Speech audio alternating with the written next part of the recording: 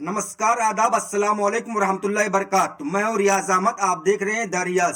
मिटा दे हस्ती अपनी अगर कुछ मर्तबा चाहे कि दाने खाक में मिलके गुले गुलजार होता है। दोस्तों, 4 मार्च 2026 को पश्चिम एशिया मिडिल ईस्ट से आने वाली खबरों को सुनकर रूह कांप गई। पिछले 4 दिनों से जारी अमेरिका इजराइल ईरान युद्ध अब एक ऐसे मोड़ पर पहुंच चुका है जहां से लौटना नामुमकिन लग रहा है। इस वीडियो में हम 4 मार्च के उन सभी घटनाओं का विश्लेषण करेंगे जो इस युद्ध से जुड़ी है। साथ ही दुनिया भर के नेताओं ने इस युद्ध पर क्या बयान दिए और ईरान ने कहां कहां हमले किए हैं, इसका पूरा हिसाब किताब आपके सामने पेश करेंगे, जो शायद आपको मेन मीडिया में देखने को नहीं मिले। 4 मार्च की रात अमेरिका और इजराइल ने तेहरान पर ताबड़तोड़ हवाई हमले किए, लेकिन ईरान ने भी हार नहीं मानी। उन्होंने इसका जवाब देते हुए मिडिल ईस्ट में मौजूद अमेरिका के बेसों पर और इसराइल पर घातक मिसाइल हमलों से प्रहार किया। अमेरिकी मिलिट्री कमांड ने बताया है कि उन्होंने अब तक ईरान के अंदर लगभग 2000 ठिकानों को निशाना बनाया है। ये हमला इतना बड़ा है कि इसे पिछली कई पीढ़ियों का सबसे खतरनाक फायर पावर बिल्डअप कहा जाता है। ईरान के अंदर हालात बेहद नाजुक है। सुप्रीम लीडर अयतुल्ला अली खामनेई की शहादत के बाद पूरा ईरान गुस्से में है। 4 मार्च की सुबह ईरान के कई हिस्सों में विरोध प्रदर्शन हो रहे हैं, जबकि सेना और IRGC ने बदला लेने की कसम खाई है। ईरान ने 4 मार्च को अपनी रणनीति बदल दी है। वह सिर्फ इजराइल को ही नहीं बल्कि उन सभी अरब देशों को निशाना बना रहा है जहां अमेरिका के ठिकाने हैं।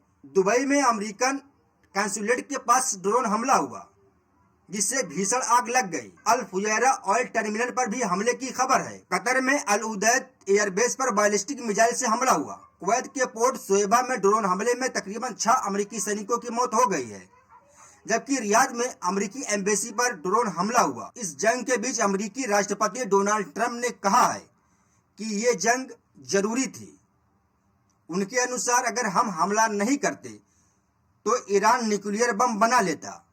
उन्होंने दावा किया कि अभियान शेड्यूल के मुताबिक चल रहा है, जबकि रूस के राष्ट्रपति व्लादिमीर पुतिन ने इसे बिना वजह किया गया हमला बताया। उन्होंने खामनेई की हत्या की कड़ी निंदा की और इसे अंतर्राष्ट्रीय कानून का उल्लंघन बताया, जबकि चीन के विदेश मंत्री वांग यी ने तुरंत युद्ध विराम की मांग की है। विदेश मंत्री ने उन्होंने कहा है कि किसी देश में सत्ता परिवर्तन की कोशिश अंतर्राष्ट्रीय कानून का उल्लंघन है, जबकि भारत ने बीच का रास्ता अपनाते हुए ईरान के विदेश मंत्री और खाड़ी अरब के विदेश मंत्री से बात की है। भारत की मुख्य चिंता वहां रह रहे 1 करोड़ भारतीयों की सुरक्षा और तेल की कीमतों में उछाल है। ईरान के रेड क्रिसेंट के अनुसार मरने वालों की संख्या 1000 के पार जा सकती है। मानवीय नुकसान के साथ साथ डिजिटल इंफ्रास्ट्रक्चर पर भी गहरा असर पड़ा है। अमेज़न वेब सर्विस के डेटा सेंटर पर हमलों के कारण मिडिल ईस्ट में इंटरनेट सेवाएं ठप हो गई हैं। 4 मार्च 2026 जब इस वीडियो को बना रहा हूं, तब तक कोई भी पक्ष पीछे हटने को तैयार नहीं है। ईरान ने सब कुछ तबाह कर देने वाली नीति अपना ली है। यदि जल्द ही कूटनीतिक समाधान नहीं निकलता तो यह युद्ध पूरी दुनिया की ऊर्जा और सुरक्षा शांति को हमेशा के लिए बदल देगा। भारत के लिए अगले कुछ घंटे अपने नागरिकों को वहां से सुरक्षित निकालने के लिहाज से अत्यंत महत्वपूर्ण है। पश्चिम एशिया के इस भीषण संकट के बीच भारत सरकार के सामने अपने 1 करोड़ से अधिक नागरिकों को सुरक्षित बाहर निकालना आधुनिक इतिहास की सबसे बड़ी चुनौती होगी।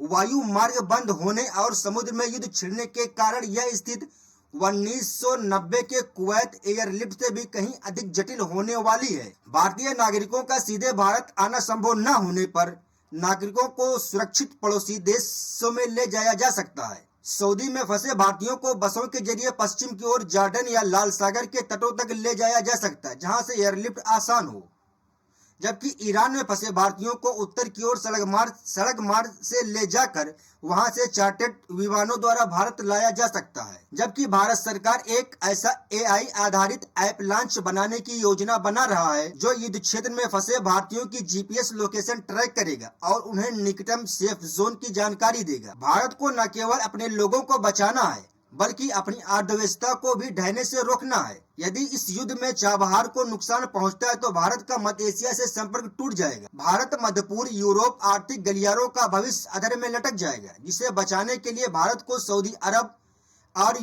और यूएई के साथ मिलकर काम करना होगा। इस वीडियो में अभी तक के लिए इतना ही। बने रहिए हमारे साथ अगली वीडियो के लिए।